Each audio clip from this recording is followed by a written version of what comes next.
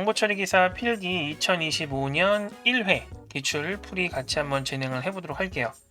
일단 말씀드릴 게 두 가지가 있습니다. 기출 문제는 기본적으로 공개가 되어 있지 않습니다. 그래서 수험생들의 제보로 복원이 되는 거다 라는 거 미리 좀 말씀을 드리고요.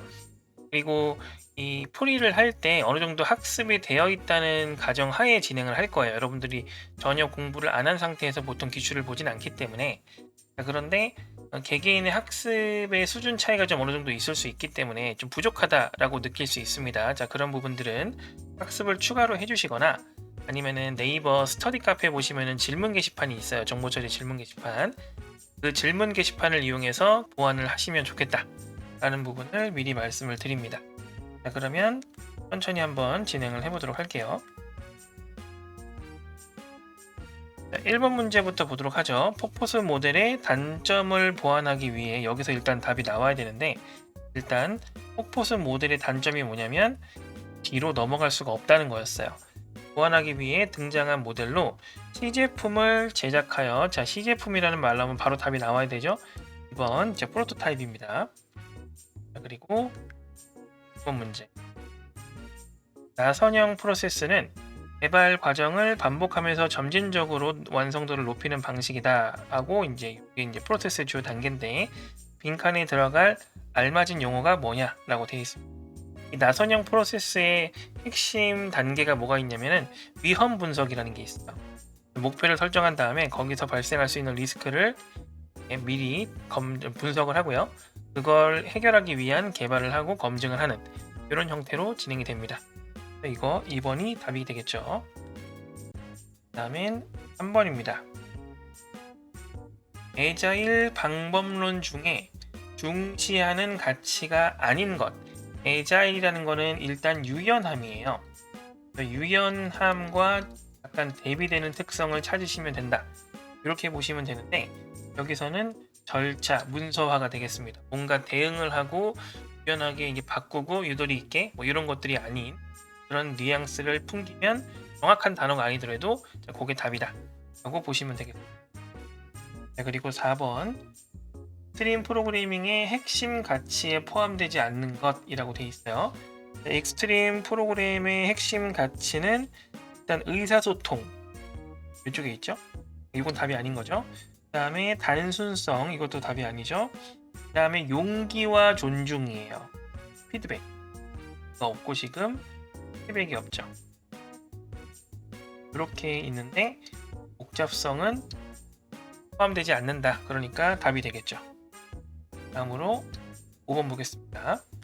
자료 흐름도 DFT를 작성할 때 지켜야 할 지침이 아닌 것이라고 되어 있어요. 일단 DFD라는 거는 말 그대로 자료가 흐르는 걸 도식화한 건데, 자료가 흐른다고 해서 이게 여기로 몇 초 만에 가냐라는 게 아니라 요걸 거쳐서 여기로 간다가 핵심이에요. 처리의 흐름을 보는 거기 때문에 시간을 고려하지 않습니다. 그래서 4번이 틀렸어요. 시간 순서를 고려한다라고 되어 있어서 4번이 정답이 되겠습니다. 다음은 똑같은 거네요. 약간 다르네요. 자료 흐름도에서 데이터가 시작되거나 끝나는 지점을 나타내는 구성 요소라고 되어 있습니다. 요거 단말이에요. 우리가 단말기라는 표현을 쓰잖아요. 이거 여러분들이 어디서 보실 수 있냐면은 편의점이나 아니면 은행의 ATM 기기 있죠. 금전 출납기. 요게 단말기입니다. 원래 은행의 메인 서버가 어딘가에 있을 거고, 서버랑 ATM이 이렇게 연결되어 있고, ATM기에 사람이 가서 뭔가를 이용을 하죠. 요 서버에 직접 접근하는 게 아니라 이 서버에 달려있는 요 끝에 있는 무언가를 가지고 작업을 한단 말이죠. 요거를 터미널, 단말기 이렇게 이야기를 합니다. 여기 보면은 끝나거나 시작하는 지점이라고 되어 있기 때문에 요게 단말기가 답이 된다. 이렇게 보시면 되겠죠. 자, 다음은 7번입니다. 다음 다이어그램에서 전체 프로젝트의 CPM은 무엇인가?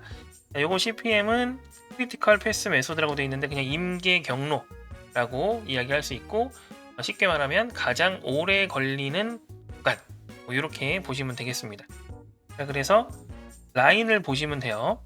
여기가 A가 3일이고 B가 4일이면 얘가 더 오래 걸리죠.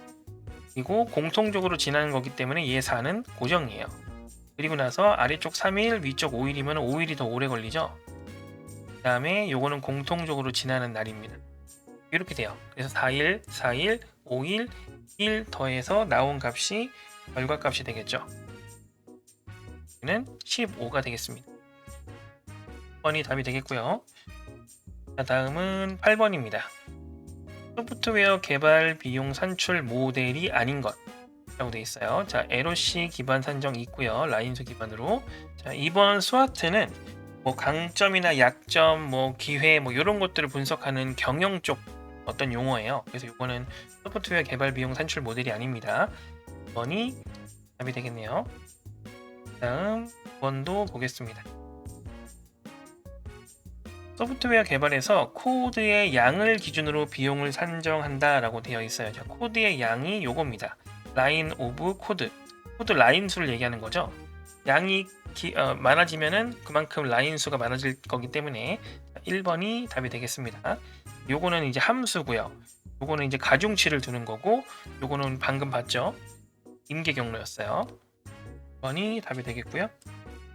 다음이 10번 문제입니다. 케이스 도구의 특징에 해당하지 않는 것은 이라고 되어 있습니다. 케이스 도구는 이제 소프트웨어 전 과정, 개발의 전 과정을 자동화하는 그런 도구인데, 한번 보죠.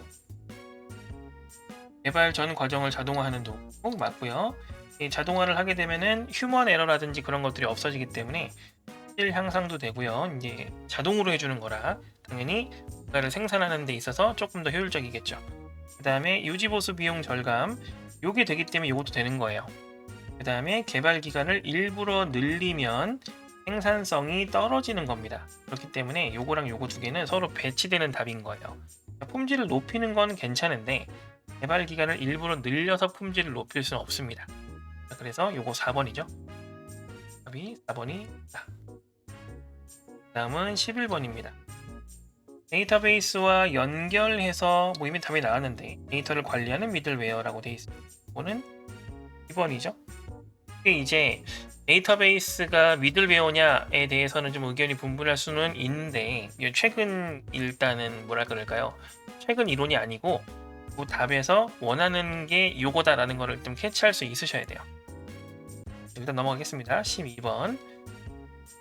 다음 중 요구사항 분석의 특징에 해당하지 않는 것은 무엇인가 라고 되어 있습니다. 요구사항 분석의 특징이요.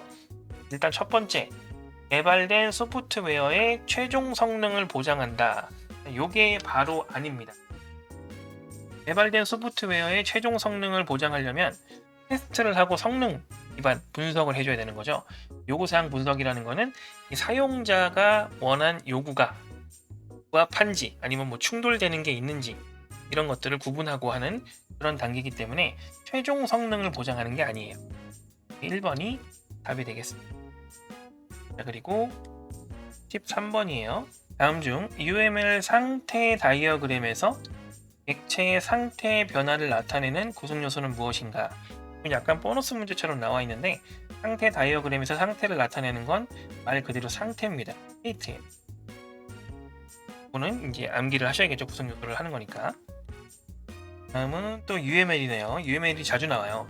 다음 중 UML 활동 다이어그램의 의미로 올바른 것은 무엇인가? 활동 다이어그램의 의미. 자, 이건 UML이 뭔지를 어느 정도 본질적으로 알고 계시면 풀 수 있는 문제인데요. UML이라는 거는 통합 모델링 언어잖아요. 그럼 모델링이라는 거는 데이터를 구조화한다는 건데 어떤 식으로 구조화할 거냐면은 데이터가 사용되는 어떤 주체를 기준으로 구조화를 한다. 이렇게 보시면 됩니다. 그래서 데이터를 구조화하면 어떤 대상이 생길 텐데 그 구조 그걸 우리가 보통 객체라고 합니다. 데이터 객체 이렇게 표현을 하잖아요. 그래서 이 활동은 뭐냐면 객체가 어떤 활동을 하는지를 표현을 한다. 객체의 활동을 표현한다. 이렇게 보시면 돼요. 그래서 1번이 답이거든요. 객체가 수행하는 작업의 흐름을 표현한다. 그래서 활동 다이어그램이라고 이야기하는 거예요. 의미와 그 다음에 용어가 배치되지 않습니다. 비슷하게 들어가요. 자, 그래서 아래쪽도 하나씩 보면 객체 간의 관계를 표현한다. 이게 ER 다이어그램이잖아요. 그 다음에 시스템 외부 사용자의 요구를 표현한 다이어그램이라고 되어 있는데, 자, 요건 얘기 뭐냐면은 이 시스템이 이제 우리가 개발을 할 거고요. 사용자가 이제 사용을 할 건데, 이 사용자가 여기에 어떤 기능이 있었으면 좋겠어요라고 이렇게 정리하는 거죠. 요거 유스 케이스입니다. 상태 변화 과정을 시간 흐름에 따라 표현한다. 요거 이제 시간 흐름, 상태 변화를 시간 흐름에 따라 표현한다. 이렇게 정리가 되어 있으면 요거는 시퀀스입니다. 이런 식으로 특정 키워드가 딱 눈에 보여야 돼요. 그렇게 암기를 해주시면 됩니다. 까지 14번이었고요. 다음이 15번입니다. 다음 중 터치 제스처 종류에 해당하지 않는 것은 이라고 되어 있습니다. 터치 우리가 이제 스마트폰 쓸 때 사용하는 그거 있죠? 그런 것들, 손가락으로 이렇게 누르는 거, 그런 것들이 종류가 조금 더 세분화되어 있어 문제가 요즘에 나오잖아요. 거기에 대한 부분입니다. 우리가 흔히 마우스로 클릭하는 그런 액션을 터치에서는 탭이라고 하고요. 더블 클릭은 더블 탭 이렇게 이야기를 합니다. 더블 탭은 맞는 거고요. 그 다음에 스와이프는 이렇게 넘기는 거, 화면을 넘기는 걸 스와이프라고 하죠. 마찬가지 있습니다. 그리고 핀치는 이 손가락 두 개로 이렇게 돌리고 줌하고 하는 그런 개념을 이야기합니다. 세부적으로 또 다른 부분이 있는데 일단 여기선 핀치도 맞아요. 롤 오버는 마우스에 뭔가를 올렸을 때, 마우스로 뭔가를 올렸을 때 거기에 뭐 색깔이 들어간다든지 이미지가 뜬다든지 그런 것들을 의미하는 건데 마우스가 반드시 필요해요. 그렇기 때문에 이건 터치가 아니죠. 이거는 4번이 정답이 되겠습니다. 그 다음에 16번. 기존 소프트웨어의 소스 코드를 분석해서 설계 정보나 데이터 구조를 추출하는 과정을 무엇이라고 하는가라고 되어 있습니다. 보통 우리가 소스 코드를 이렇게 입력을 하기 전에 데이터 구조라든지 설계 정보, 모델링 같은 걸 해가지고 입력을 하는 게 원래는 제대로 된 소프트웨어 공학인데 이미 입력되어 있는 거를 거꾸로 입력되어 있는 걸 기반으로 얘가 이런 식으로 설계를 했겠구나라고 거슬러 올라가는 거. 요게 역공학입니다. 3번이 정답이 되겠고요. 그 다음에 7번 이 문제도 자주 나오죠. 다음 중 서브 시스템들이 데이터를 순차적으로 서브 시스템들이 이렇게 나열되어 있고요. 데이터를 순차적으로 처리해서 이렇게 전달하고 이렇게 전달한다. 뭐 이런 얘기입니다. 이게 파이프 필터 패턴이죠. 최근에 좀 자주 나오는 것 같아요. 그 다음에 18번입니다. PAI 구축 방식에 해당하지 않는 것이라고 되어 있습니다. 포인트 투 포인트는 어떤 점이랑 어떤 점을 그냥 단순히 연결하는 거고요. 허브 앤 스포크는 중앙에 허브가 있고 걔네들을 단말기가 이렇게 연결하는 형식인 거고요. 메시지 버스는 중앙에 이 메시지를 전달하는 버스가 있고 거기에 요소들이 연결되어 있는 그런 형태예요. 어쨌든 2번, 4번, 3번은 다 존재하는 형태고요. 1번은 PAI 방식이 아닙니다. 8번이 1번이 답이 되겠고요. 그 다음에 19번 넘어가야겠죠.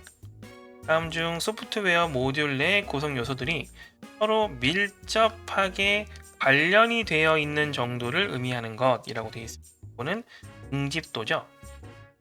그 안에, 그러니까 이 모듈 간의 관계를 체크한다라고 하면 그거는 결합도예요. 모듈끼리 얼마나 결합되어 있는지를. 근데 모듈 내부는 이미 결합이 되어 있는 거죠. 모듈 내부에 있는 애들은 얼마나 서로 관련이 있는지를 보는 겁니다. 그래서 그걸 밀접하게 관련이 있는지 없는지라고 이야기하잖아요. 밀접보다는 관련이 포인트죠. 모듈 내에서 관련이 있다. 네, 관련. 이거는 응집도. 이렇게 할 수 있으시죠? 다음으로는 20번 문제입니다. 다음 중 소프트웨어 모듈 간 결합도 종류에 해당하지 않는 것이라고 되어 있습니다. 그럼 뭐 외우셔야겠죠?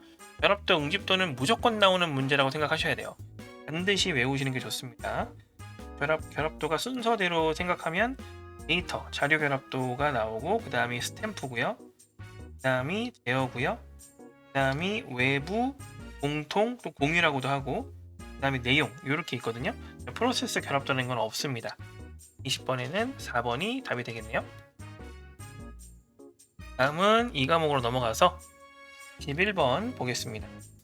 형상관리의 주요 요소에 해당하지 않는 것이라고 되어 있습니다. 형상관리는 형상식별, 형상통제, 형상상태보고, 형상감사 이렇게 있습니다. 형상 지금 상태보고가 여기 지금 보기가 없고요. 실보증이라는 이상한 게 나와 있죠. 1번이 답이 되겠습니다. 그 다음에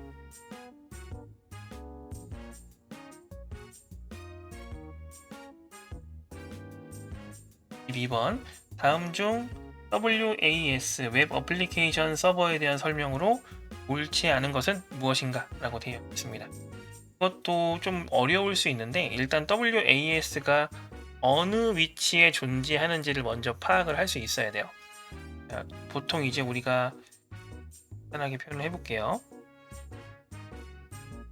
빈 공간에다가 웹브라우저라는 게 있어요. 웹브라우저 이렇게 표현할게요. 우리가 흔히 쓰는 크롬이라든지 그런 것들을 이야기하는 겁니다. 웹브라우저가 있고 보통 이제 웹브라우저에 있는 데이터가 웹서버, 여기가 서버예요. 서버를 통해서 데이터를 전달받는 겁니다. 근데 이 서버는 또 뭐 어디에 있는 데이터를 가지고 오는 거냐면 데이터베이스에 있는 데이터를 가지고 오는 거거든요. 이렇게.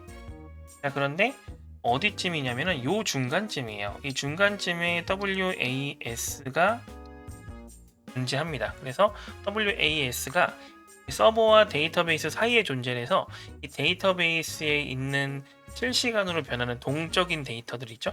그런 동적인 데이터들을 습해서 조금 더 효율적으로 관리해준다. 이렇게 생각하면 괜찮을 것 같아요.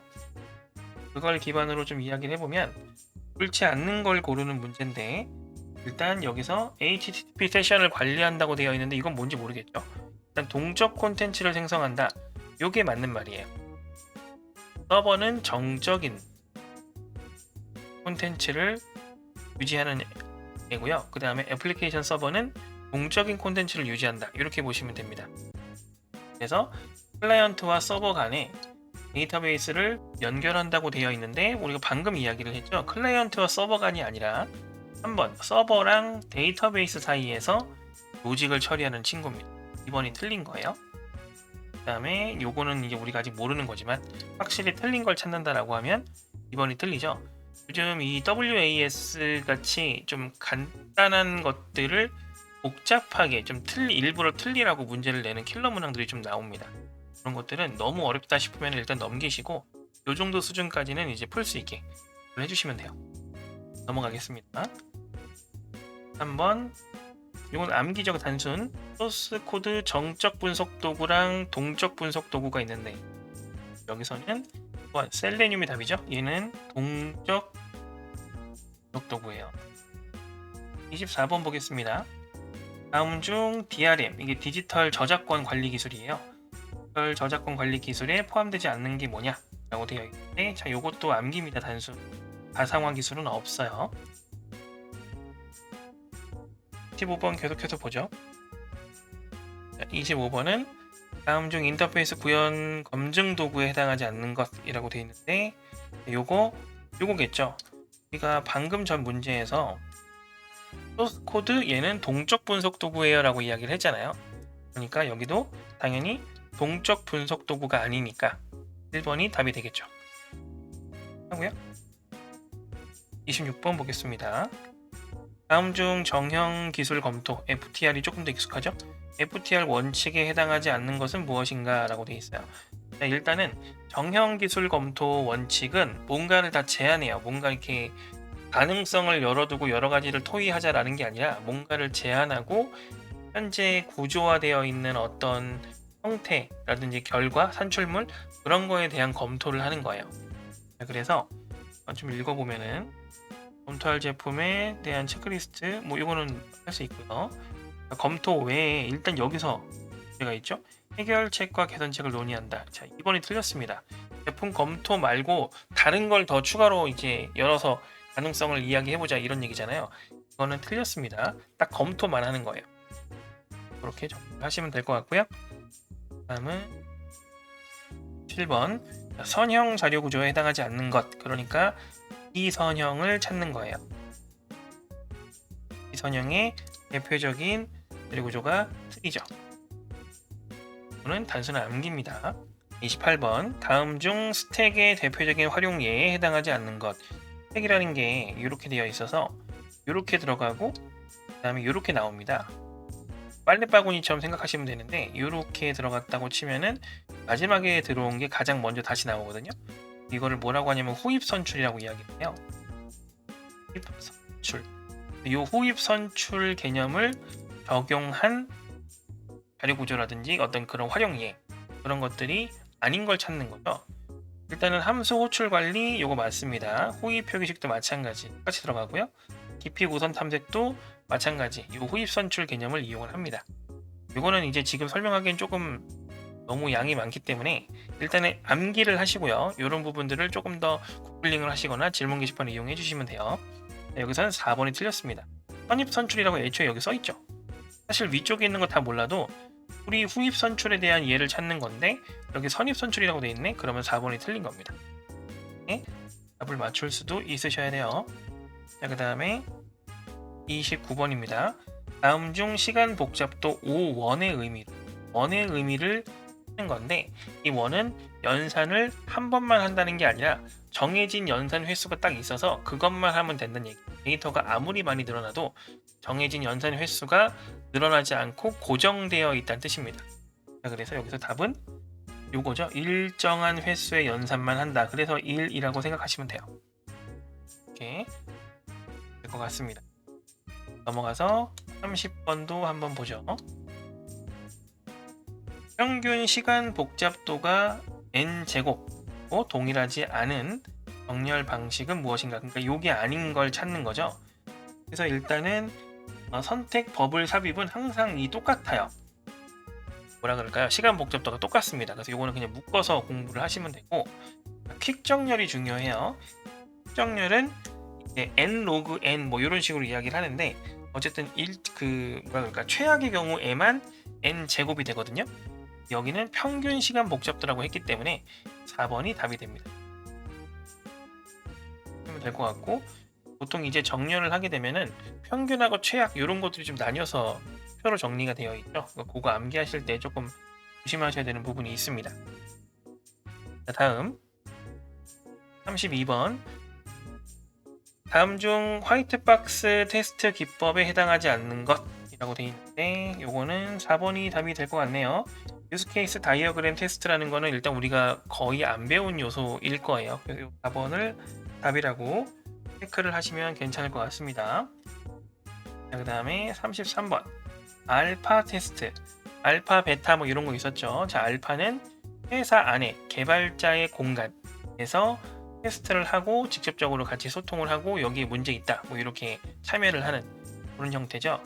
그래서 알맞은 걸 찾는 거기 때문에 요거죠. 개발자의 장소 사내 테스트를 이야기하는 겁니다. 2번이 답이 될 것 같고요. 그 다음에 34번 요게 최근에 처음 나온 건가 아니면 두 번째인가 아마 그럴 거예요. 여러분들 뭐 기존에 보신 분들도 계시겠지만 뭐 제보에 의하면 그렇다는 건데요. 어찌됐건 간에 소스코드 인스펙션에서 정의하는 오류 종류에 해당하지 않는 것이라고 되어 있습니다. 이거를 몇 가지를 한번 적어 볼게요. 일단은 A 여기 적혀 있네요. A라는 게 있습니다. 이게 데이터 오류예요. 그 다음에 FN 이게 기능 오류입니다. 그 다음에 논리 오류는 LO고요.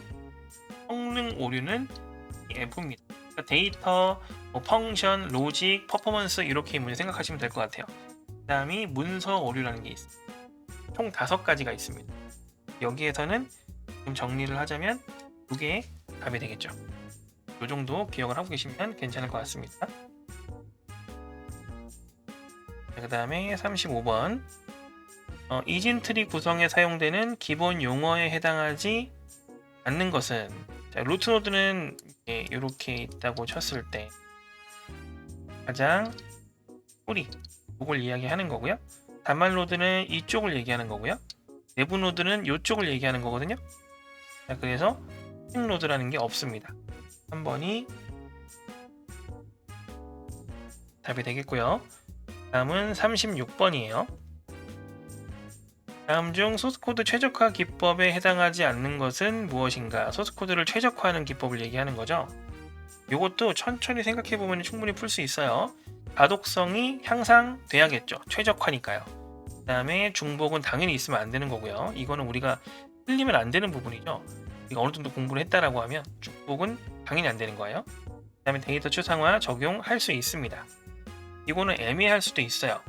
추상화라는 게 좋은 건가? 요거는 추상화를 하게 되면 데이터가 구조화되기 때문에 조금 더 알아보기도 쉽고요. 어떤 설계를 할 때 구조적으로 설계를 한다 이렇게 표현을 하잖아요. 4번은 맞는 표현이고요. 3번이 틀렸죠.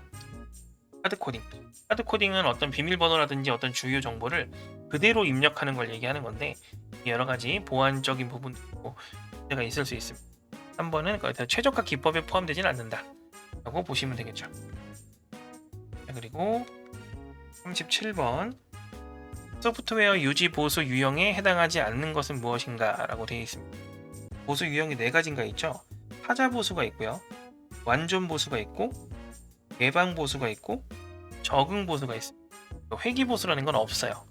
1번이 답입니다. 단순 암기 문제예요. 자, 다음은 38번 문제인데요. 애플리케이션 성능 지표에 대한 설명으로 옳지 않은 것은 무엇인가 라고 되어 있습니다. 성능 지표가 여기 보면은 처리량, 응답 시간, 경과 시간, 자원 사용률 이렇게 되어 있는데 또 시간의 개념이 약간 헷갈리는 부분이 있습니다. 이 부분이 조금 완벽하게 표현을 하려면 요청이 완료될 이라고 하면 안 되고 요청에 응답할 이렇게 해야 돼요.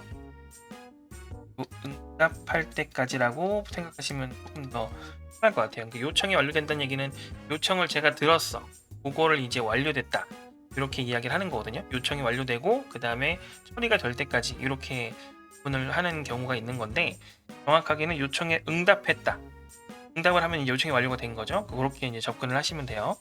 자, 그래서 어쨌든 하나씩 보면 처리량은 단위 시간당 시스템이 처리한 작업량을 의미한다, 맞는 이야기고요. 그 다음에 응답 시간, 요청에 응답할 때까지, 응답이 되면 응답이 요청이 완료가 된 거예요. 그때까지 걸린 시간을 의미한다, 이것도 맞는 소리입니다. 그 다음에 3번 경과 시간, 이걸 처리 시간이라고도 하고요, 반환 시간이라고도 하고 등 굉장히 다양한 표현이 있습니다.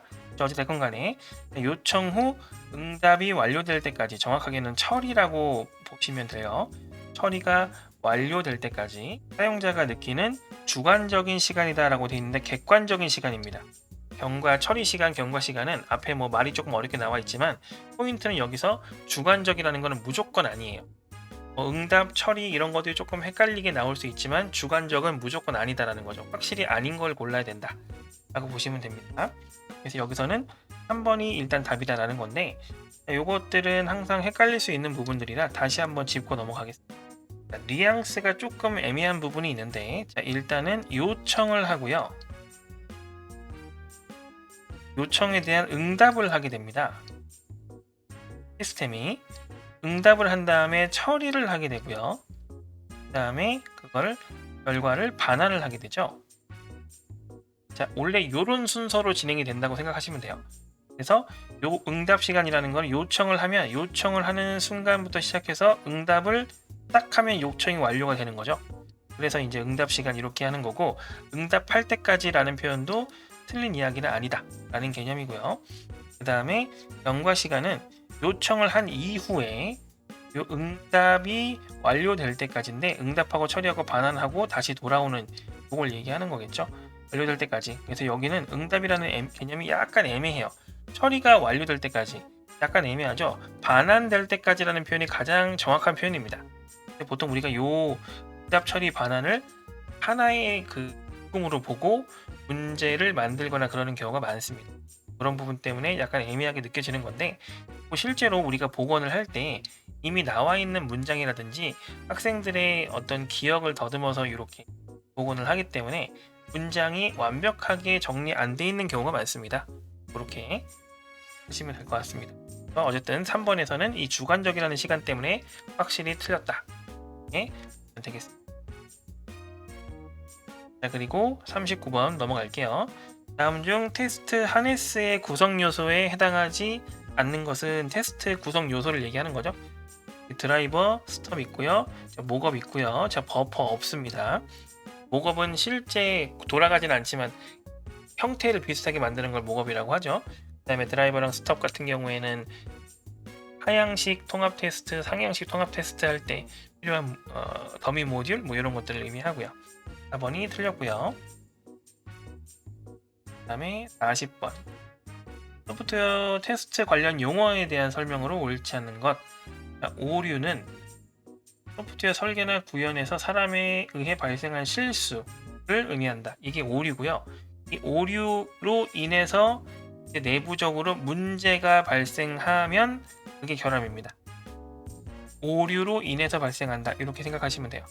그 다음에 이 문제를 해결하지 않고 실행을 하게 되면 결과가 잘못되겠죠. 그걸 실패라고 하는 거예요. 그 다음에 테스트는 소프트웨어가 완벽하게 동작함을 증명하기 위한 과정이다 라고 되어 있는데, 테스트는 완벽이 없습니다. 오류라든지 그런 것들을 줄여나가는, 어느 정도까지 허용을 할 건지에 대한 부분이기 때문에 완벽하다라는 표현을 쓰면 안 돼요. 그래서 4번이 틀렸다. 이렇게 보시면 될 것 같습니다. 다음 41번. 다음 중 데이터 정의어에 해당하는 SQL 명령어는 무엇인가? 라고 되어 있습니다. 정의어죠. 데이터 정의어는 create, 그 다음에 alter, 그 다음에 drop, 뭐 이런 것도 있죠. truncate, 뭐 이런 것들이 있습니다. 1번이 답이 되겠죠. 42번. 릴레이션의 특징에 해당하지 않는 것은 무엇인가? 라고 되어 있습니다. 여기서 가장 큰 특징이 일단 이 1번이 틀렸네요. 튜플 간 순서가 존재하지 않습니다. 튜플 간 순서가 존재하려면 정렬을 할 수가 없어요. 순서가 바뀌니까요. 1번이 답이 되겠네요. 그 다음에 43번. 데이터베이스 키의 특징에 해당하지 않는 것. 튜플을 유일하게 식별할 수 있어야 되죠. 그 다음에 후보키는 유일성과 최소성을 모두 만족해야 된다. 기본키는 널 값을 가지면 안 됩니다. 기본키는 중복이 되면 안 되고요. 그 다음에 널 값을 가질 수 없어요. 그렇기 때문에 기본키를 참조하고 할 때 문제가 안 되는 겁니다. 참조 무결성이라고 하죠. 43번에 3번이 틀렸습니다. 그 다음에 44번. 다음 중 데이터 모델의 표현 요소에 해당하지 않는 것. 데이터 모델의 표현 요소는 구조와 연산과 제약 조건입니다. 가상화가 아니에요. 구조, 연산, 제약 조건. 이렇게 기억해 주시면 되고, 최근에 이 문제가 영어로 나왔던 걸로 기억을 하고 있습니다. 그 다음에 45번.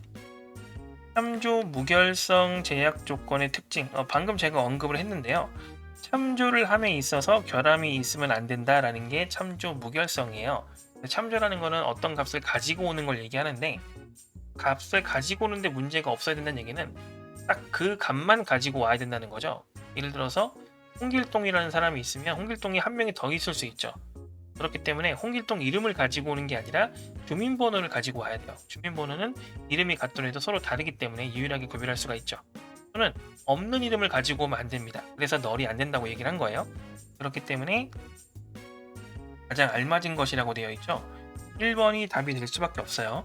기본 키가 존재해야 그 값을 가지고 올 수 있다 라는 개념이죠.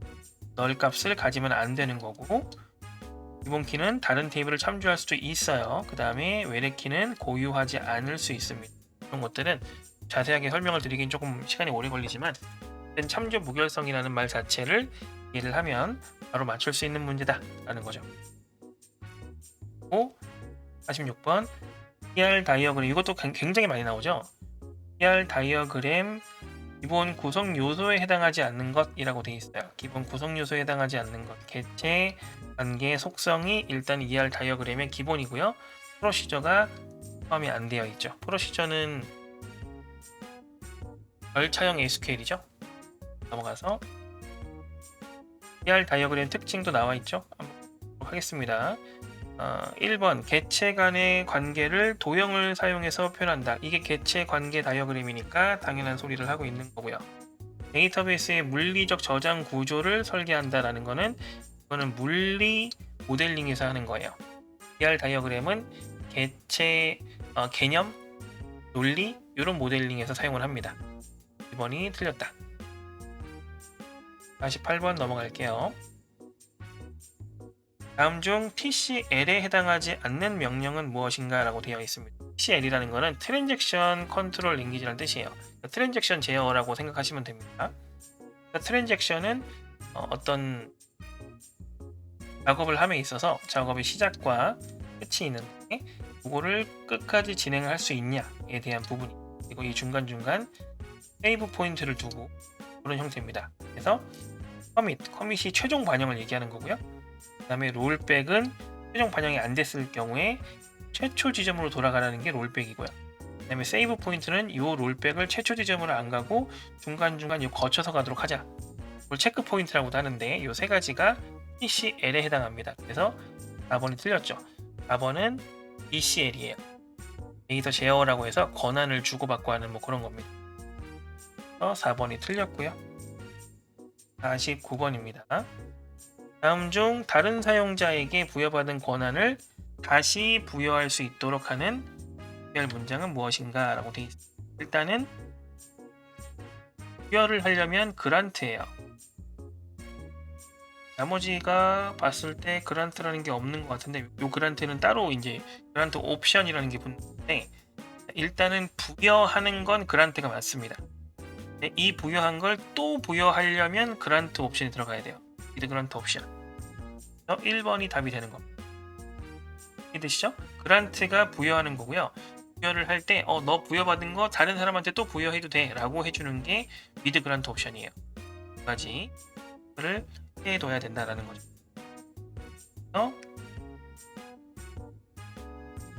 다음 중 분산 데이터베이스의 특징에 해당하지 않는 것은 이라고 되어 있습니다. 물리적으로 분산되어 있고요. 물리적으로 통합하는 거. 그래서 이제 분산 데이터베이스라고 하겠죠.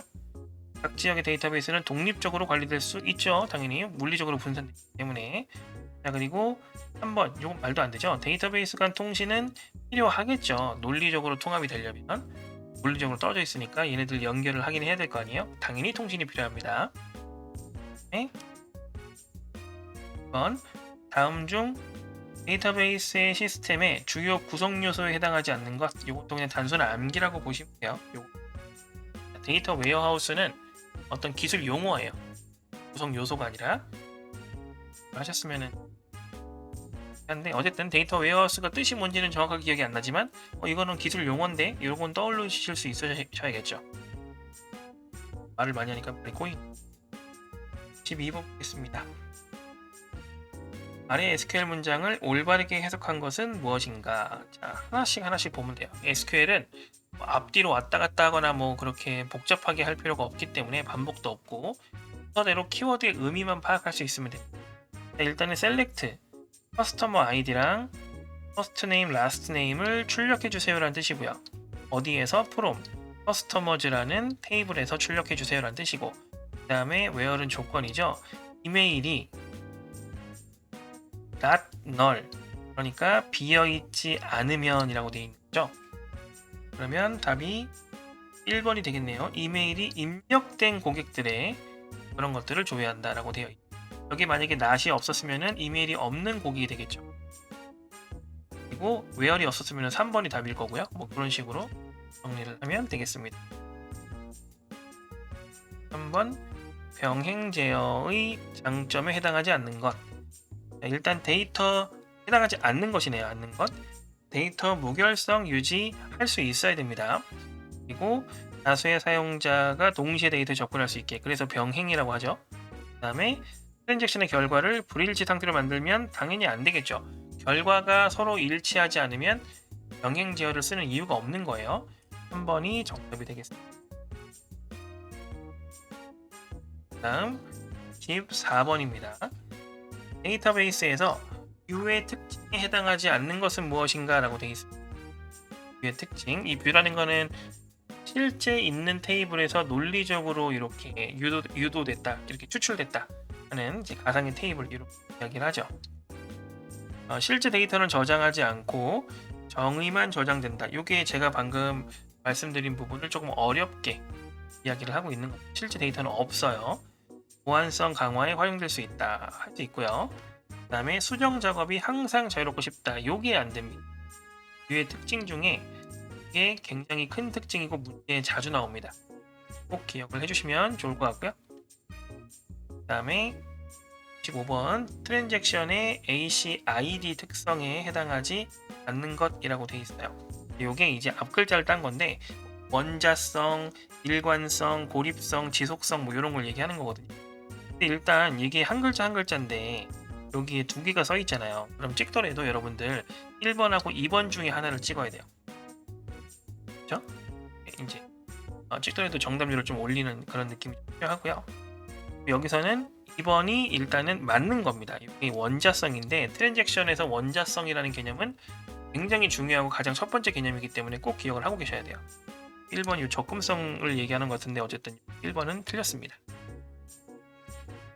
자, 그리고 56번 관계대수에서 집합 연산에 해당하지 않는 것 집합, 요게 합집합이고 이게 교집합인가 그렇죠? 그리고 요게 차집합이고 요거는 순수 관계 연산자입니다.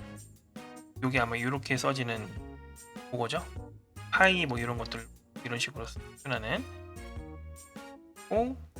넘어갈게요. 어쨌든 2번이 답이다라는 거죠. 57번 이 문제도 뭘까요? 가끔 나오고 잘 안 나오는 문제 중에 하나거든요. 이게 최근에 또 한번 이렇게 나왔는데 어쨌든 제가 그래서 문제를 올렸습니다. DAS, DAS 인터페이스에서 적용되는 프로토콜이 아닌 것. 이게 그냥 DAS 인터페이스가 아닌 것 이렇게 문제가 나오는 경우도 있는 것 같은데 이게 정확하진 않습니다. 우리가 독자분들이랑 저희 수강생들 기억에 의존해서 복원을 한 거기 때문에 인터페이스까지만 나왔다는 친구 프로토콜이 아닌 것은 이런 식으로 문제가 나왔다는 친구들 두 개일 수도 있죠. 어찌됐건 간에 이 다스 같은 경우에는 다이렉트 직접 연결을 하는 거기 때문에 인터넷 통신 회선 이런 게 필요 없습니다. 이게 가장 큰 핵심인데요. 여기서 중요한 건 요거 4번 요 파이버 채널 같은 경우에는 인터넷을 위한 도구라고 장비라고 생각하시면 돼요. 그래서 4번은 해당하지 않는다 이렇게 알고 계시면 되겠습니다. 8번이죠. 데이터베이스 이상현상의 주된 원인은 무엇인가 라고 되어 있습니다. 이 이상현상을 제거하기 위해서 하는 작업이 뭐예요? 정규화죠. 정규화를 할 때 우리가 공부할 때 가장 먼저 배우는 게 어떤 문제 때문에 이상현상이 생긴다라는 걸 배우게 되는데 그게 2번입니다. 데이터가 중복되거나 속성에 문제가 있어서 이상현상이 발생을 하는 거예요. 답은 자연스럽게 2번이 되는 거고요. 다음은 59번입니다. 다음 중 뭐 이런 테이블에 200번 김길동 2학년 전산과 이렇게 정보를 삽입하는 SQL 명령으로 올바른 게 뭐냐 되어 있습니다. 일단은 그 틀을 봐야겠죠. insert into values거든요. 이렇게 insert가 into가 아예 없네요. insert into values 있습니다. 일단 2번은 땡이네요. 이 상태로 조금 더 보도록 하죠. 자, 여기 보면은 위쪽에 이미 정보가 있기 때문에 이게 순서대로 나와 있어야 돼요. 그래서 나와 있고요. 테이블명 그 다음에 요것도 순서대로 잘 되어 있어요. 근데 문제가 여기서 순서가 바뀌었죠.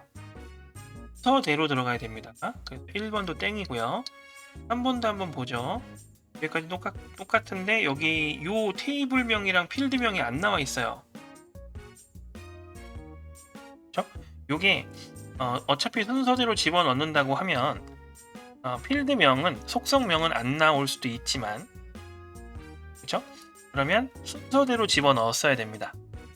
요 200 김길동 이렇게 순서대로 집어넣었어야 되는 건데 여기 보면 김길동이 먼저 나와 있죠. 그래서 이것도 틀린 거예요.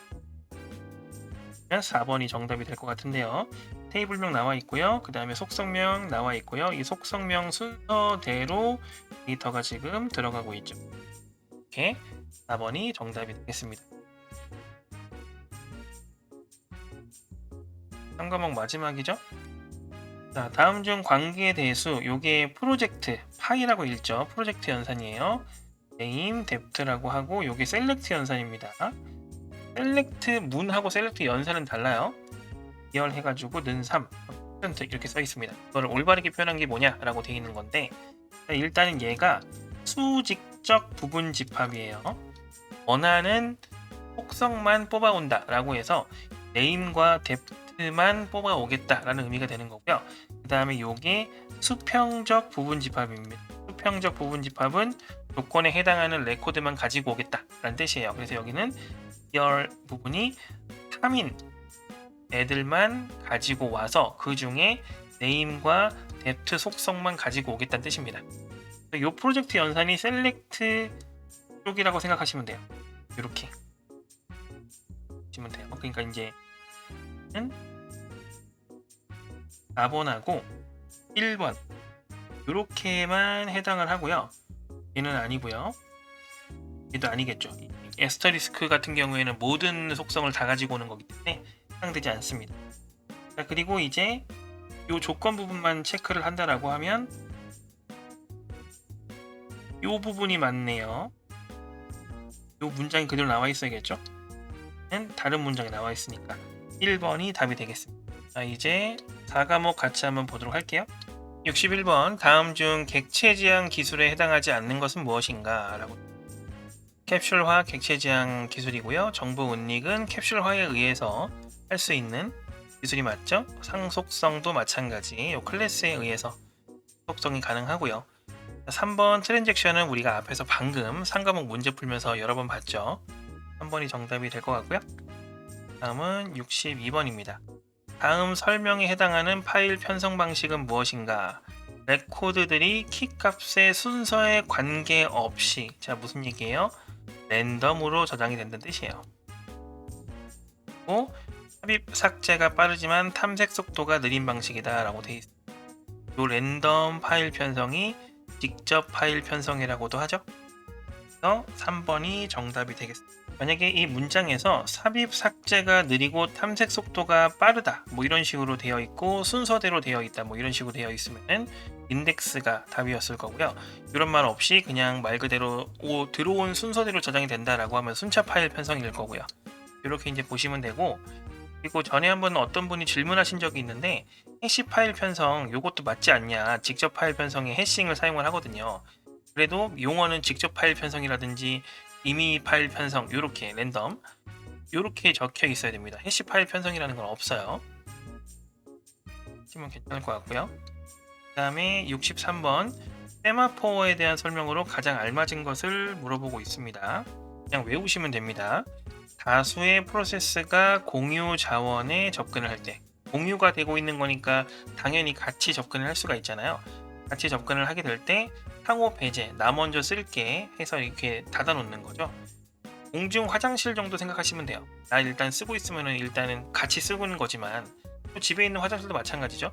난 일단 쓰고 그 다음에 나 쓴 다음에 들어와 이렇게 문을 닫아 놓잖아요. 그걸 세마포어라고 한다 이렇게 생각을 하시면 됩니다. 단순히 암기를 해주시면 뿐이고. 4번 요것도 종종 나오죠.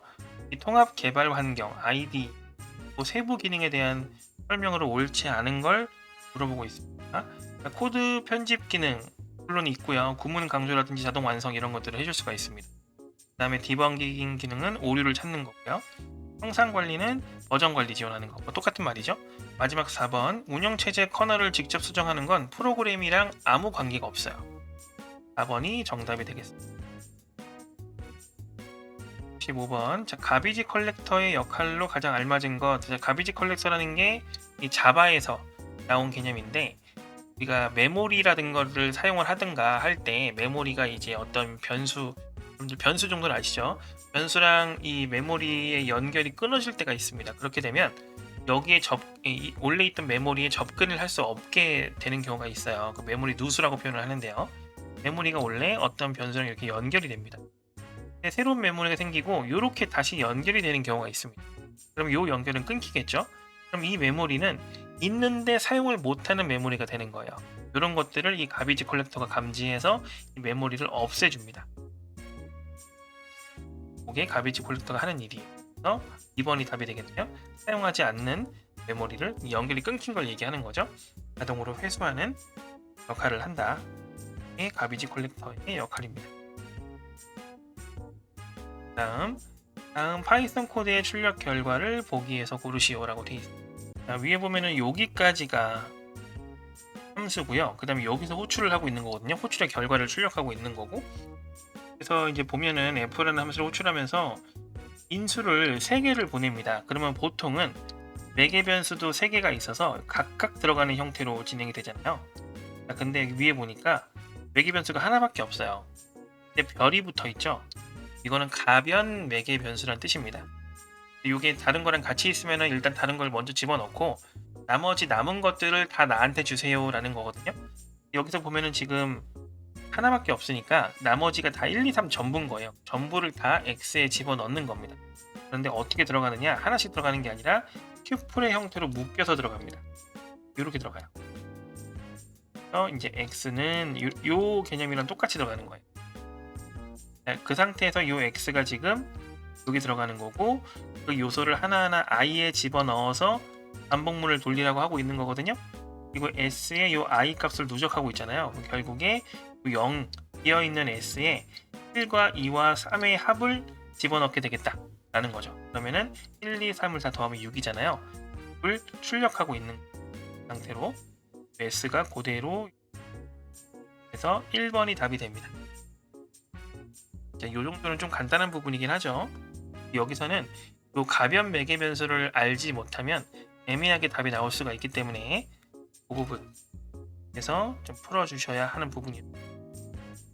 다음은 67번 파이썬 코드, 또 파이썬 코드네요. 출력 결과를 보기에서 골라라 되어 있습니다. 여기서는 일단은 요 s가 문자 열이고요. 그거를 포문에 집어넣었고 in c라고 되어 있는데 요게 이제 a, b, c, d 한 글자씩 들어갈 거예요. 그래서 그걸 출력해주는 형태인데 문제는 이겁니다. 만약에 and가 없었으면은 a, b, c, d 요 2번의 형태로 출력이 됐을 거예요.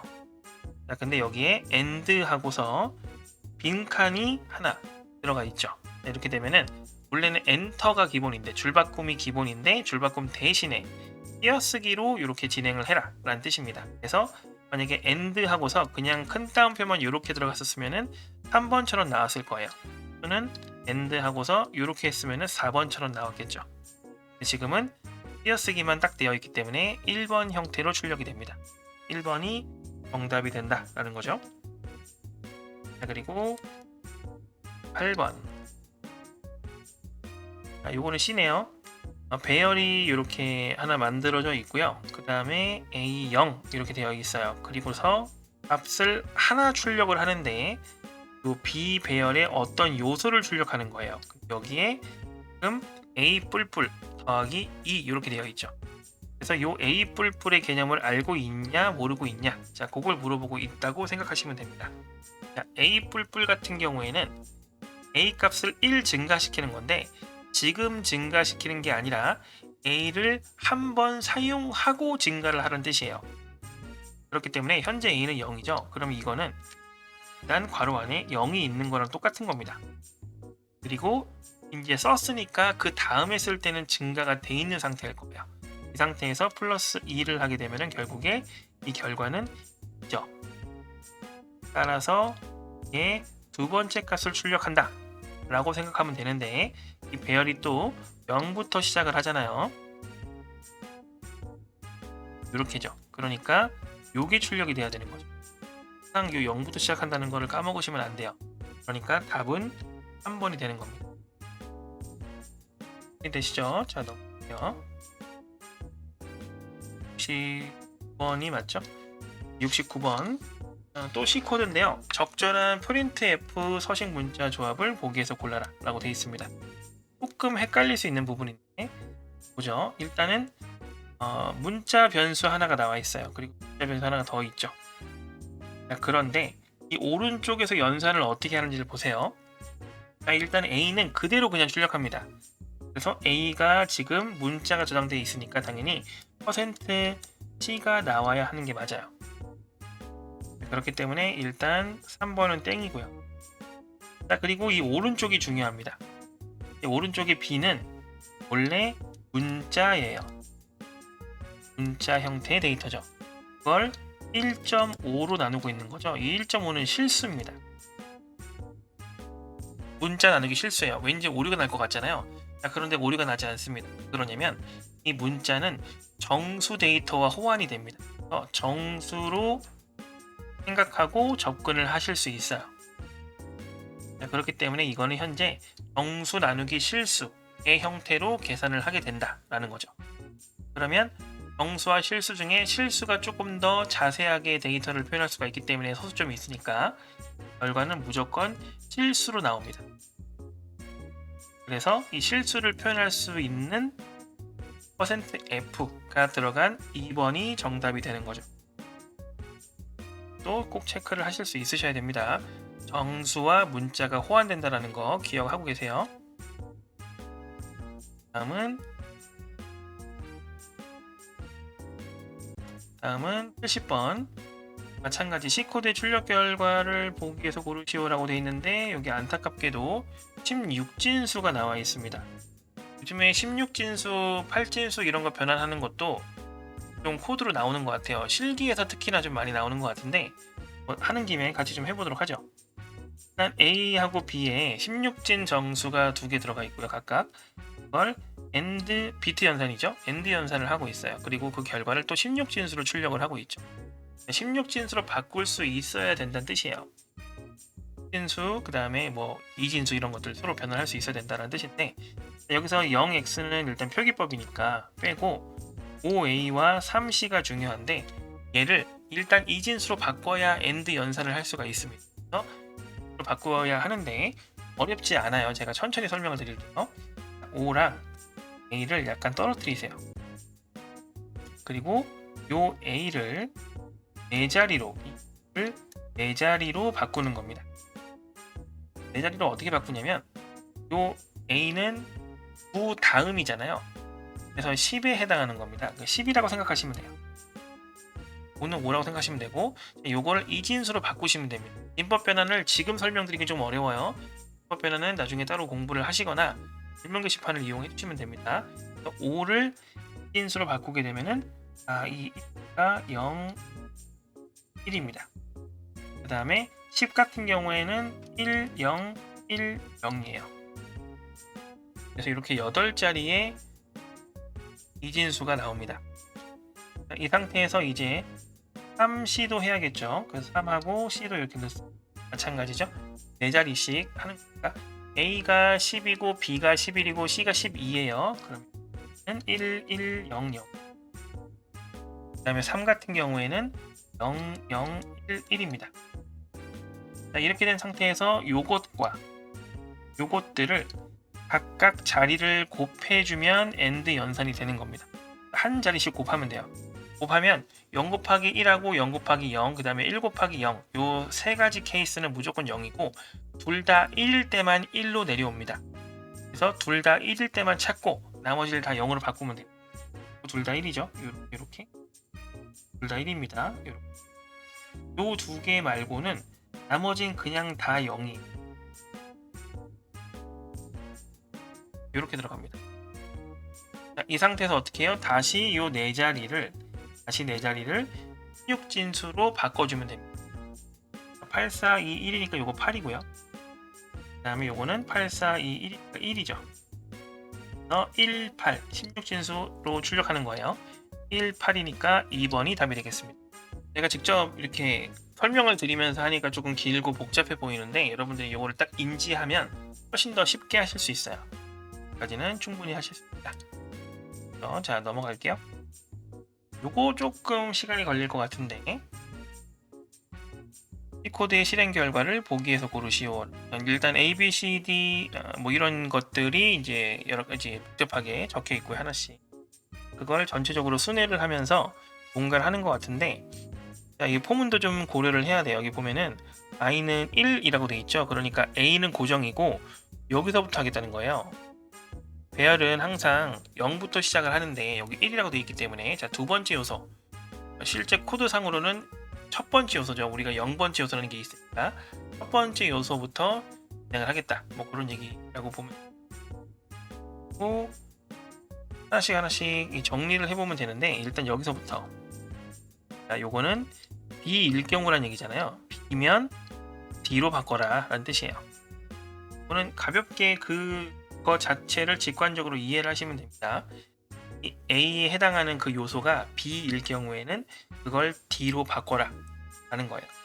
그리고 그렇지 않을 경우에는 어떻게 하는지를 보는 건데 이것도 알고 계시면 굉장히 좋은 형태입니다. 코드 형태. 자, 이걸 뭐냐면 수압 코드라고 이야기를 해요. 수압이라는 거는 요소를 서로 바꾸겠다는 뜻입니다. 이게 항상 형태가 어떠냐면 C는 A, A는 그다음에 B는 C 이렇게 들어가거든요. 이 형태가 나온다. 이렇게 같아요. 이렇게 나온다 그러면 이건 서로 무조건 A, B를 서로 바꾸는 코드다. 이렇게 생각하시면 됩니다. 그래서 여기 보면은 이게 C예요. 그리고 요렇게 똑같죠. 요거는 수학 공식이구나. 그러면 얘랑 얘를 서로 바꾸는 거구나. 이렇게 인지를 할 수 있으면 됩니다. 자, 그래서 그걸 조금 더 간단하게 표현을 해보면 얘가 현재 내 데이터고요. AI라고 되어 있잖아요. 현재 I 내 데이터고요. 그다음에 그 I를 기준으로 마이너스 1을 하고 있죠. 마이너스 1을 한다는 얘기는 왼쪽이란 뜻이에요. 플러스 1을 하게 되면 오른쪽이겠죠. 보통 우리가 왼쪽에서 오른쪽으로 써가니까. 그래서 내 데이터와 내 왼쪽의 데이터를 서로 바꿔주겠다는 뜻이에요. 정리됐죠? 자, 그래서 포문은 결국에 두 가지를 하는 겁니다. 둘 중에 하나를 하는 거예요. B일 경우에는 D로 바꾼다. 근데 그 경우가 아니라고 하면 무조건 나와 내 왼쪽에 있는 애를 서로 바꾼다. 이렇게 생각을 하시면 됩니다. 요거를 한 번에 하는 게 아니라 한 사이클에 하나씩 하는 거예요. 그래서 하나씩 볼게요. 일단은 요거는 그대로 놔두고, 자, 요 부분 보는 거예요. 요 부분. 자, 일단 B예요. B면은 어떻게 돼요? D로 바꿔야 됩니다. D로 바뀌어요. 그리고 이제 넘어오는 거죠. 이렇게. 이거는 A죠. A면 어때요? 지금 B가 아니니까 D로 안 바뀌고요. 서로 왼쪽이랑 바꿔야 돼요. 자, 그러면 다시 써볼게요. 메모장을 켜서 좀 해봐야겠어요. 잠시만요. 처음부터 다시 보겠습니다. 여기서 일단 A, B, A, C, A, D, B, C 요거 그대로 쓴 거고요. 이 상태에서 맨 처음에 요거는 안 하고요. 요거일 때, 요 B일 때는 어떻게 한다고요? D로 바꿉니다. 그래서 D로 먼저 바꿀게요. 네? 자, 그리고 다시 넘어가서 요겁니다. 이거는 B가 아니기 때문에 D로 바뀌는 게 아니라 이렇게 서로를 바꾸는 거예요. 내 왼쪽 거랑 바꾼다. 뭐 생각을 하셔야 됩니다. 그래서 요게 이로 넘어가는 거예요. 이렇게. 요 정도.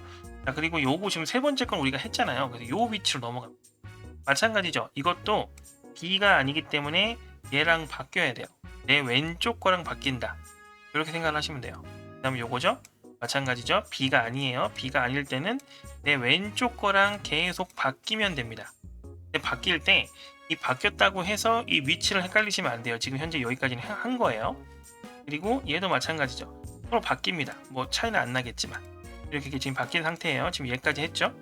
자, 그 다음에는 B입니다. 이 B 같은 경우에는 어떻게 돼야 돼요? D로 바뀌어야 되죠. 이렇게.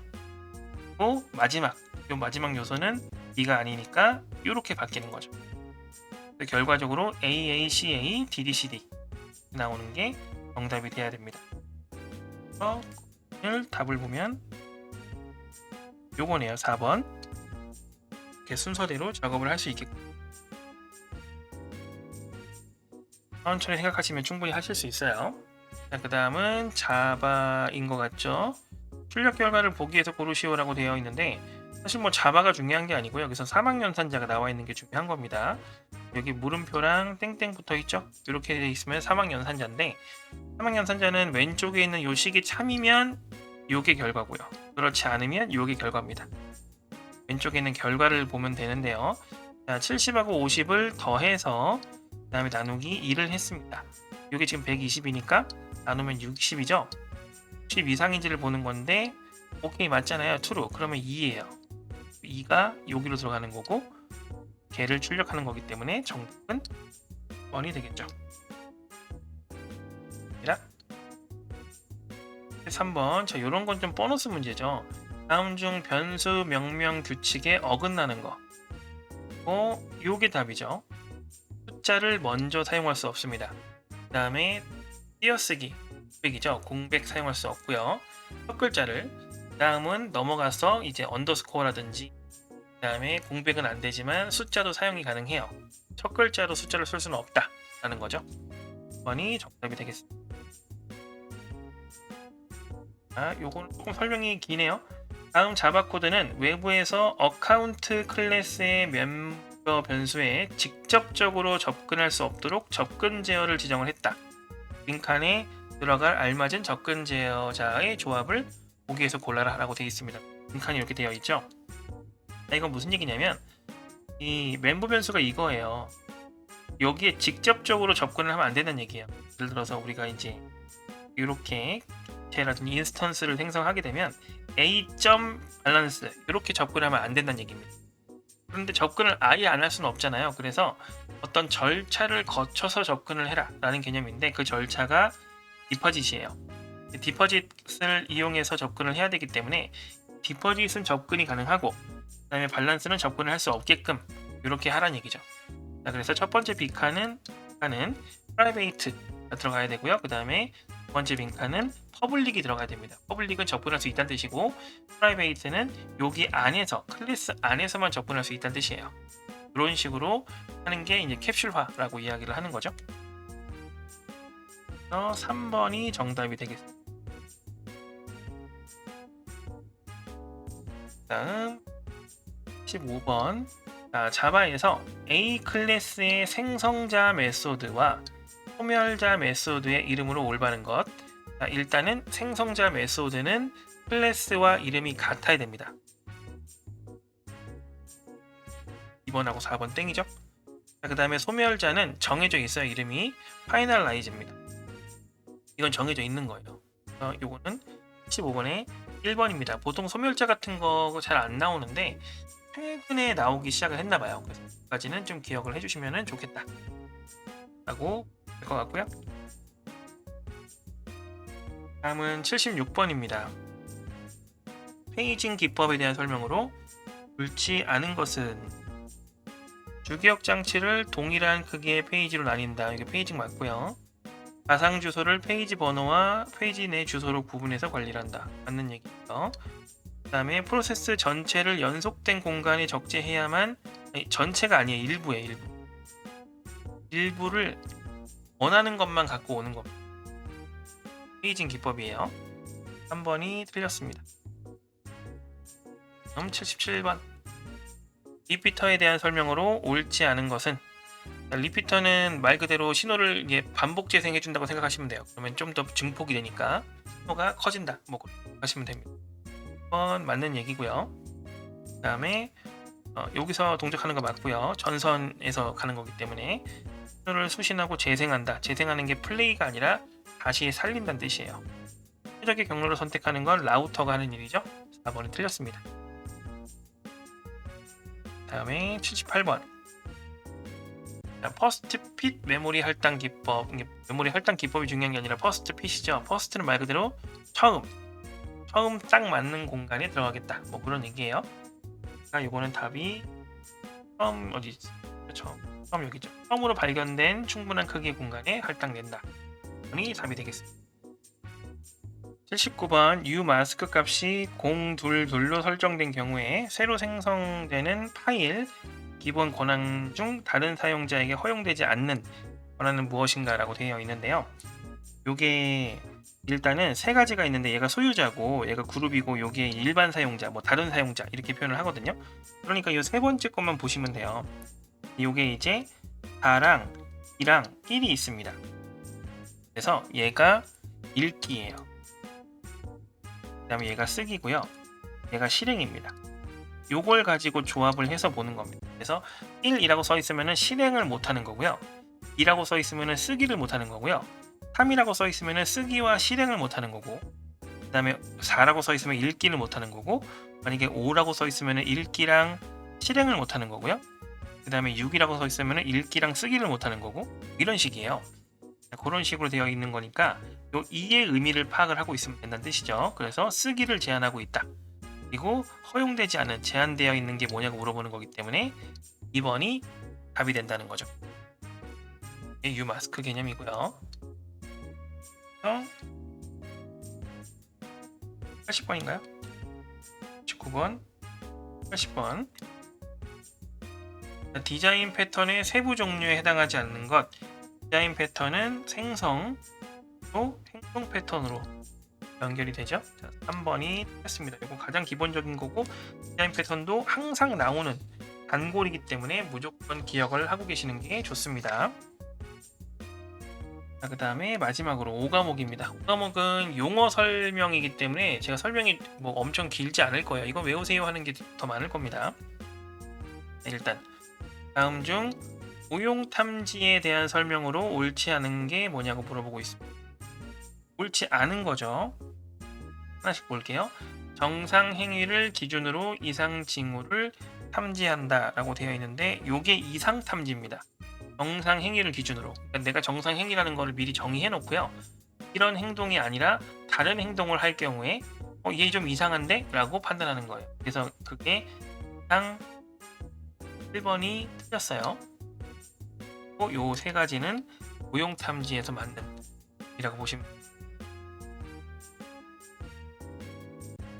그 다음에 82번 암호 기술과 직접적으로 관련이 없는 것이라고 되어 있고요. 이 스케줄링이겠죠. 라운드 로빈 스케줄링은 말 그대로 스케줄 그 프로세스의 스케줄을 담당하는 거라 암호 기술하고는 아무 관련이 없다. 할게요. 공개키 암호 방식 중에 하나고요. 이게 소수 여기서 답 나와야 됩니다. RSA 이게 소수 소인수 뭐 이런 것들을 이용해서 계산을 하는 걸 암호 알고리즘을 RSA라고 하거든요. 꼭 기억하고 계셔야 돼요. 나머지도 마찬가지지만 소수라는 개념 나오면은 딱 찍을 수 있으셔야 됩니다. 그 다음에 84번 다음 중 세션 하이제킹의 탐지 기법 이것도 그냥 암기하셔야 됩니다. 좀 복잡하긴 한데요. 일단은 사실 이건 찍어도 할 수 있는 부분이긴 하지만 어쨌든 암기를 하셔야 돼요.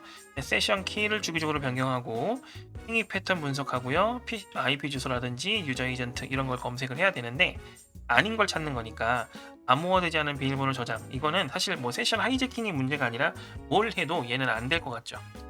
4번이 정답이 되겠습니다. 85번 다음 중 거리 벡터 라우팅 방식을 사용하고 그러니까 거리 벡터 기준 중에 또 세부 기준이 있다는 얘기죠. 최대 홉수가 15로 제한된다. 이게 사실 핵심입니다. 이거는 RIP죠. 최대 홉수가 15로 제한된다. 여기서 이제 고정이 되는 거예요. 다음 86번 다음 중 HRN 스케줄링 기법에서 프로세스의 우선순위를 계산하는 공식으로 알맞은 것은 이제 우선순위라는 뜻인데 우선순위 이게 이제 오래 기다릴수록 우선순위가 올라가야 된다는 뜻이에요. 그래야 오래 기다릴수록 우선순위 앞으로 해서 넘어갈 수가 있겠죠. 그래서 대기 시간이 길수록 값이 커져야 된다. 공식을 찾으시면 됩니다. 공식을 암기하셔도 되지만 여기서는 대기 시간이 나누기로 따지면 이렇게 돼 있는 거잖아요. 대기 시간이 이 위쪽에 있어야 숫자가 커지고 그래야 값이 커지겠죠. 그래서 1번이 답이 되겠습니다. 87번 WEP의 취약점을 개선하기 위해서 개발된 무선 보안 프로토콜 요건 TTP입니다. 이게 이제 나중에 이렇게 넘어가는데 요거 어쨌든 간에 지금 답은 이거예요. 이건 암기하셔야 됩니다. 생각보다 뭐 엄청 깊게 나오는 건 아니라서 어떤 키워드 딱 보면은 이건 이거 저건 이거 뭐 이런 식으로 확실하게 알 수 있으셔야 돼요.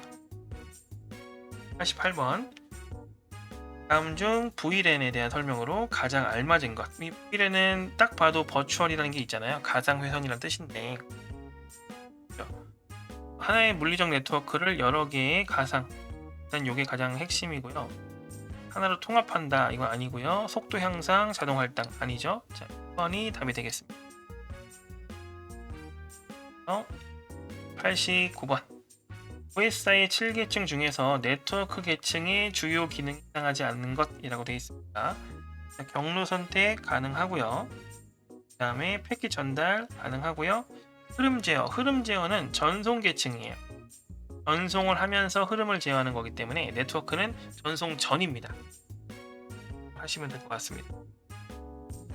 90번 ARP 조금 헷갈릴 수 있는 게 일단은 이 문제를 정확하게 파악을 못하고 있다고 하더라도 이 ARP가 뭐였는지 1번하고 4번이 배치된다는 걸 알고 있으셔야 돼요.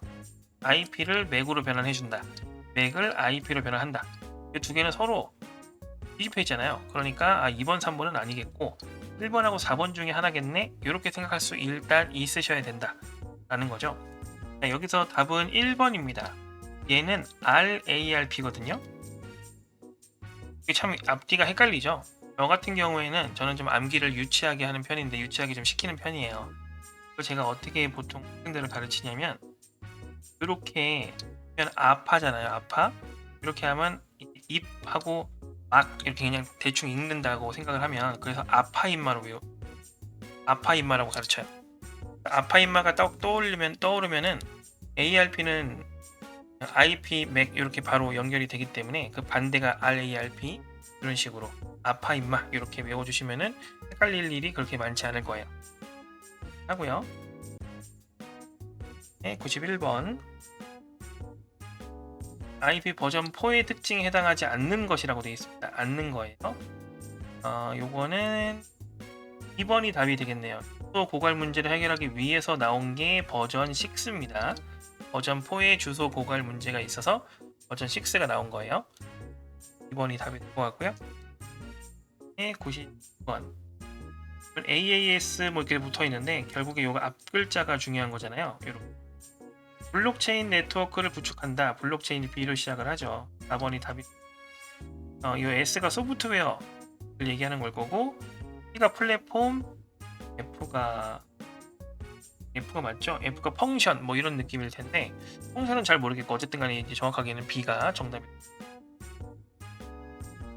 3번. 자, 다음 설명에 해당하는 것은 무엇인가? IBM에서 개발한 고가용성, 일단 여기서 답이 나오는 건데 읽어볼게요. 서버 장애 발생 시 다른 시스템이 자동으로 서비스를 이용받아서 이게 시스템이 두 개가 있다는 뜻이에요. 그래서 얘가 고장나면 얘가 바로 할 수 있게끔, 그래서 가용성이 올라간다 그런 뜻이거든요. 그겁니다. HACMP.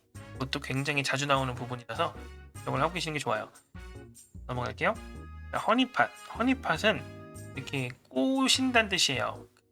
해커들을 꼬셔서 여기로 들어와, 여기서 공격해, 이렇게 꼬셔서 얘네들이 공격을 하게 되면 얘는 이런 식으로 공격을 하는구나, 이런 것들을 파악하기 위한 기술입니다. 옳지 않은 걸 고르는 거죠. 이게 1번은 옳은 이야기를 하고 있는 거고요. 분석하는 거 방금 제가 말씀드렸고, 3번이죠. 접근을 완전히 차단하는 기술. 접근을 차단시키기 위해서 접근을 차단하지 않는 애를 만든 거예요. 그러니까 3번이 틀린 겁니다. 최종 목적은 이거겠지만 3번이 틀렸다. 그 다음에 95번. 다음 중 사용자가 주장하는 신원을 시스템이 검증하는 과정을 의미하는 게 뭐냐? 라고 되어 있습니다. 이게 이겁니다. 이게 좀 말이 좀 어렵거든요. 여러 가지. 어소리제이션이랑 어카운팅하고 뭐 이렇게 어센티케이션 이렇게 써 있는데 요 뒤에 케이션이 붙어 있으면은 요게 권한 부여예요. 검증을 해서 권한을 부여한다. 이렇게 보시면 됩니다. 그다음에 16번 something new have, 뭔가 가지고 있는 것, have예요. 인증 요소에 해당하지 않는 것이라고 되어 있습니다. 스마트 카드, 보안 카드, 토큰하고 카드 이런 것들은 내가 가질 수 있잖아요. 인식은 내가 가진다고 가지는 게 아니라 원래 나한테 있는 거죠. 이건 something new are입니다. 원래다 이렇게 생각하시면 됩니다. 그래서 3번이 틀렸다. 그 다음에 몇 문제 안 남았습니다. 97번이죠. 공개키 암호화 기법에 해당하지 않는 것. 공개키랑 비밀키 암호화 기법 분류, 이것도 종종 나오는 문제이기 때문에 꼭 외워주셔야 돼요. 일단은 AES가 대칭 키 암호화 기법입니다. 그래서 3번이 틀렸어요. 그 다음에 98번 비콘에 대한 설명으로 가장 알맞은 것. 비콘 알맞은 것 요거는 1번입니다. 저전력 블루투스 통신. 그 다음에 주변 기기의 신호를 주기적으로 전송한다. 그래서 이제 비콘이라고 하는 거예요. 신호를 주기적으로 전송을 하기 때문에. 그리고 마지막이 아니군요. 99번 다음 중 위치 기반 서비스를 제공하는 사용자가 방문한 장소를 체크인하고 공유할 수 있도록 이게 포스케어입니다. 장소를 이제 주기적으로 위치 기반으로 해서 서비스 제공하는 거. 그 다음에 정보 보안 3요소 여기 CIA 되어 있죠. 앞에서 우리가 ACID 해가지고 뭐죠? 트랜잭션의 특징 그거 이야기 했었잖아요. 똑같은 겁니다. C 앞글자, I 앞글자, A 앞글자인데 여기 A 앞글자가 두 가지가 있잖아요. 그러니까 1번, 2번 아니더라도 3번, 4번 중에 선택을 할 수 있어야 된다.